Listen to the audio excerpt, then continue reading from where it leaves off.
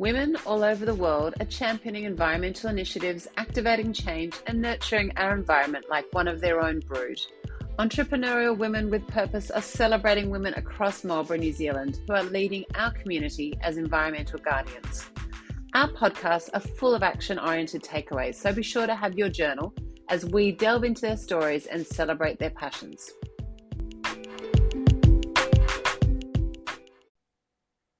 Welcome to Entrepreneurial Women with Purpose. I'm Catherine Vandermeulen, and joining me on today's podcast is Wendy Sullivan, Marlborough Catchment Coordinator for New Zealand Land Care Trust.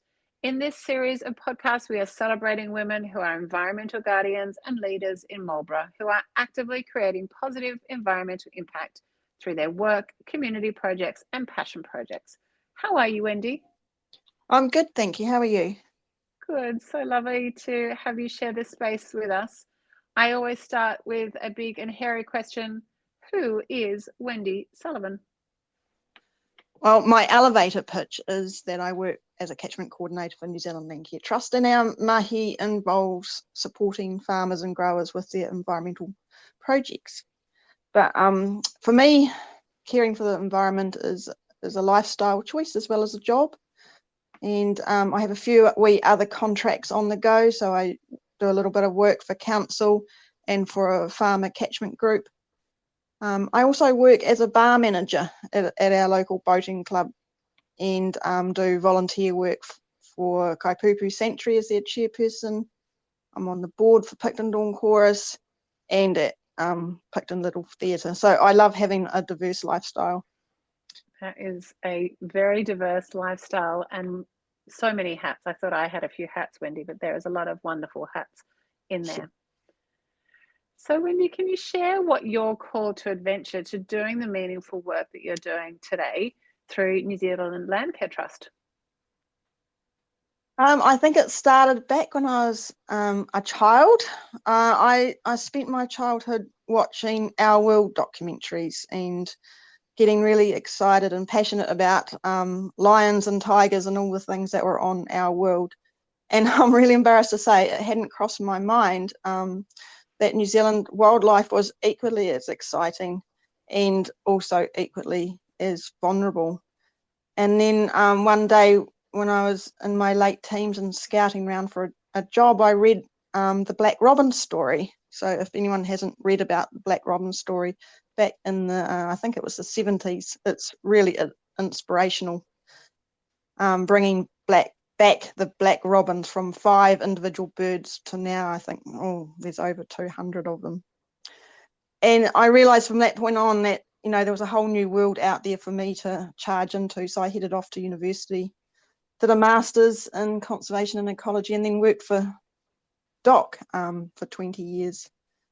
And then 3 years ago, while DOC does some great work, personally, I think it's critical that individuals take charge of the environment in their own backyard. And so I saw the opportunity to work directly with communities through New Zealand Land Care Trust. And so what are you most passionate about as an environmental guardian? Grassroots conservation. I think it starts at home. So I'm passionate about mentoring people, inspiring and supporting communities to take conservation into their own hands. I think everyone has the power to influence what goes on around us, and we shouldn't have to leave it to the government to do that. Can you evolve a little bit more on what you mean by grassroots conservation, and obviously people taking these things into their own hands and being environmentalists and conservationists? That it is everybody's role, but can you just share a bit more about maybe some tangible things of how to be a grassroots conservationist? Well, I'll start off in my own backyard here in Picton. So as I said, I'm the chairperson of Kaipupu Wildlife Sanctuary, and that is pretty much run by volunteers. They started in 2007 and set up this amazing conservation program over 40 hectares in Kaipupu Sanctuary. So it tries to get all of the people in Picton involved in trapping or monitoring the birds or counting lizards yeah, it's really a project for everybody. And then that expanded into Picton Dawn Chorus. So and they see themselves as the halo of Kaipupu. So they're doing trapping surrounding Kaipupu, and now the two organisations have just emerged. And then for New Zealand Landcare Trust, I'm helping rural communities with similar projects. So coming together as a catchment group, where all the neighbours in one catchment, just through sharing ideas, pooling resources, taking the pressure off each other by supporting each other to tackle some of these big environmental issues. Suddenly it becomes, the weight is not only on your shoulders, it's shared collectively. So I think that's really powerful when people get together, brainstorm and come up with solutions to a problem in their own backyard. Love it. And Wendy, why is it so important for us all to take leadership to protecting our environment? Why shouldn't we just leave it up to senior leaders in councils or central government? Why is it up to us all? Because we all live on this planet. I think we've all heard the term, there's no planet B. And so we need to, it's all of our problem. It's not, we shouldn't just leave it into the government's hands, because they are not living in our communities. They might not understand our environment or our problems. We understand that, so we should be powerful in influencing and changing that for the better. And so what have been some of the key learnings that have really changed your perspective on these topics along the way? My key learning over the last 3 years with New Zealand Landcare Trust is not to put people in boxes. We hear all the time of this rural-urban divide. We hear bad news stories from the media all the time about our rural communities, but I feel honoured to work with some of the farmers and growers in environmental management. They have amazing passion and really innovative thinking in how to tackle some of these environmental projects. And they have the environment at the forefront of their minds. It's not just, making profits, is that they do care about their homes and their land. So that's been my learning over the last 3 years. My goal is to help them tell the rest of us about that great work and to get some of these positive stories out there, so we don't always get inundated with the minority bad ones. And I always think, with people who are living so close to the land and working so intrinsically with the land, you are, by nature of who you are in the environment that you're in, you are an environmentalist and a conservationist. So I think there's so much to be said about that without needing for it to need to be said, if that makes sense. Yes. These are people who are ancestors of that land, who may have had that land been in their families for generations, and they are that legacy, and they are those ancestors. So it absolutely is such an important thing. But you're right, the media creates wonderful stories to make us think differently about that. Yes. And Wendy, what's been the proudest moment for you in your journey at Landcare Trust? I've reflected on that. It's been quite a long journey. I think I've been in this game, do I admit it, for about 27 years. So it's hard to pinpoint one. So I'll just say that I guess seeing the programs and the projects that I've helped establish and seeing them still running long after I step away from them. So I guess if they're still running after them, I'm no longer supporting them. There must have been a good framework there in the first place. So I think that's what I'm most proud of. They're our legacy projects, I suppose. And we touched on it a little earlier around being around ancestry. What do you think it takes to being a good ancestor, and what does that even mean to you? Realising that the environment and the flora and fauna should be protected for its own sake. So I often hear, and I agree, that we want the next generation to experience what we experience. But we need to stop putting a human lens on everything. I think as a species, we have an ethical responsibility to protect it, regardless of whether we get benefit from it or not. And that's, so many cultures around the world they independently believe in Mother Earth. So, you know, the Aboriginals and the Greeks and the Maori, they all think and believe that Mother Earth sustains all life.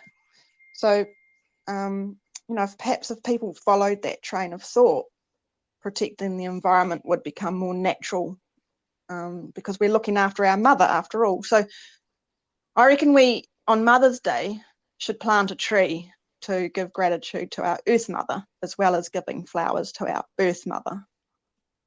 So maybe instead of giving flowers, we could collectively plant trees with our mother. That would That's a better idea. Yes. That's a beautiful way to spend your Mother's Day, rather than feasting on unnecessary sugary things collectively together. Or we could do both. We could do both whilst planting trees, eating lovely cakes and things. Yes. Wendy, I'm sure this is something that you have read, and I have read it cover to cover and back and forth quite a few times, the Marlborough Economic Wellbeing Strategy, and the particular focus on creating a thriving economy balanced with a flourishing environment and vibrant communities. What actions are you taking to achieve some of those things through your work? Well, as I said in my intro, New Zealand Landcare Trust's role is to support those in primary industries and environmental projects. And we in the Trust are really conscious that to do that effectively, you need a thriving economy. So you can put aside efforts and finances into restoring our degraded environment. However, I think those in position of power need to wake up to the fact that without a healthy environment, long-term, our economy won't thrive. And so we've just gone through an election, and now Marlborough has 2 ministers in government. So wouldn't it be an amazing legacy for them to be able to say that Marlborough's environment is as healthy, rich and diverse as its communities that they are supporting? And so what is your vision for the community of Marlborough, if you could paint a future for our community? For everyone to be involved in re-greening Marlborough. So, you know, we're coming into summer, the wither hills start to brown off, and there's not very many trees in parts of Marlborough. So I think our lowlands are a bit of a biological desert. I'm one of many that is trying to get more biodiversity into our landscape, and I think we need to start looking at a landscape level. So I've just started up the South Marlborough Ecological Corridor project, and that is about connecting forest fragments together with plantings along waterways and hedgerows and all those other little forgotten corners. And that hopefully will create an environment that species can start moving across the landscape, and means that they're not so vulnerable to climatic change, and having our forest fragments sort of disappear through fire or drought. And also this project is about connecting people. So connecting forests and connecting people and supporting people to be able to do what they're doing in an enjoyable and knowledgeable way. And I think, so my vision is that if everyone planted a little bit on their farm or their vineyard or in their backyard and encouraged their neighbours to do so, it wouldn't be long before we became a biological oasis, not a biological desert. Can we dig deeper into a wonderful topic of biodiversity that you mentioned? Can you share more about what biodiversity means, what it looks like? Yeah, open to you sharing your knowledge on what that's all about. A biological oasis would be where we've got a diverse range of plants and trees, because they create habitat for a diverse range of wildlife. If you can think, you know, if we keep allowing our landscape to be covered up in pine trees or grapes, and we didn't start creating a diverse habitats, then we will lose 90% of our wildlife. Some can live in pine trees, and some can live in vineyards, but there just won't be the range of species that we should be having. So I think, yeah. Does that cover your question, Catherine? Yeah, absolutely. I think I find it such a beautiful word. I'm not exactly sure why I find the word so fascinating, but as soon as I say the word, I can just see this wonderful array of color and diversity and life that's far and beyond, the concrete jungle. And I would love to be able to see not only in our landscapes of Marlborough that biodiversity and those wildlife corridors threaded throughout our entire landscapes, but also in our CBD, our whether that be in the hundreds of roundabouts that we have as an example, and creating biodiversity hubs in those environments that we are really threading and weaving it into all parts of our beautiful community of Marlborough. Yeah, in some of our brainstormings for Climate Action Marlborough meetings, we've been talking about, we don't want to lose our productive land, because that's just naive to think that we should be converting productive land back into forest. That we've got to support our population, but there's so much land that's not being used perhaps in an efficient way, and maybe we can start looking and turning all of those little bits of wasteland into areas that are not only beautiful to look at, but functional ecosystems as well. So it's really important, I think, that we're not black and white about this, that we investigate all those grey areas as well. I think there's lots of magic in those grey areas, Wendy. And so finally, Wendy, what are 3 actions that our listeners can take from this discussion to embed into their world? The first action is to have a mind shift, in that you as an individual are influential in your community. I hear all the time that what's the point in New Zealand doing this, because such and such a country is polluting far more than us. And personally, I think if we can be leaders in rugby or wine production, we can be leaders globally in environmental management as well. So first action is to believe that you have the power of change. The second action is to plant trees, plant native trees preferably, but plant trees in any space you can. And my third action is from a quote from Albert Einstein. It's my favorite quote, and it's, look deep into nature and you will understand everything better. So my action from that is to make nature part of your life. So whether it's going for a bushwalk or just sitting on your back deck with a cider in one hand and listen to the birds and enjoy the sunshine, just make nature part of your life. Can we dig a little deeper into one of those, particularly around that mindset shift? And as you said, around, creating influence in your community and, taking that leadership role to creating environmental action, no matter what stage of your learning journey you are at.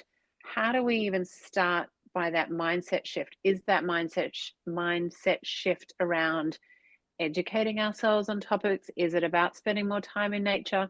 What's going to shift that mindset to then be able to take action and think differently? Surround yourself with others who believe the same. So a lot of people who don't think they're going to make a difference are maybe a little bit nervous about what they can do.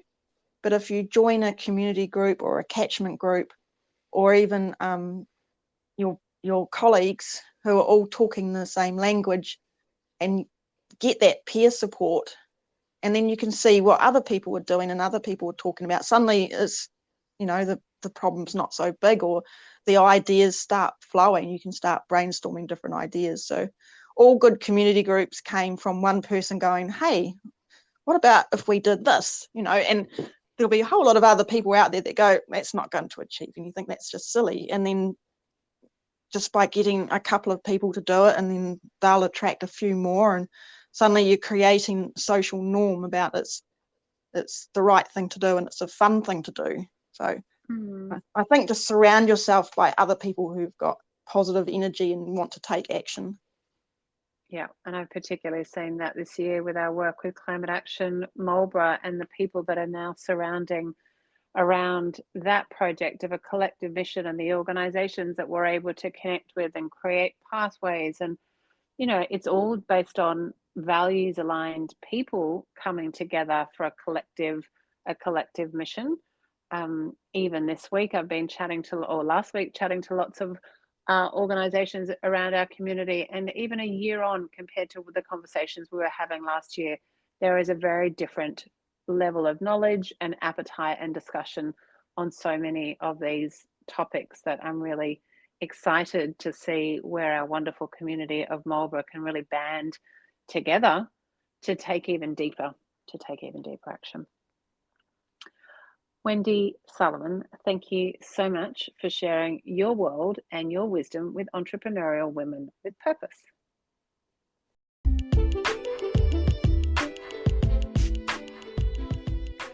This podcast is proudly supported by Yealands Estate Winery. Yealands lead the world in sustainable wine production. We're the first winery in the world to be Toitū Carbon Zero certified from inception. Use grape prunings to heat water, miniature sheep to reduce mowing, and one of the largest solar arrays in New Zealand.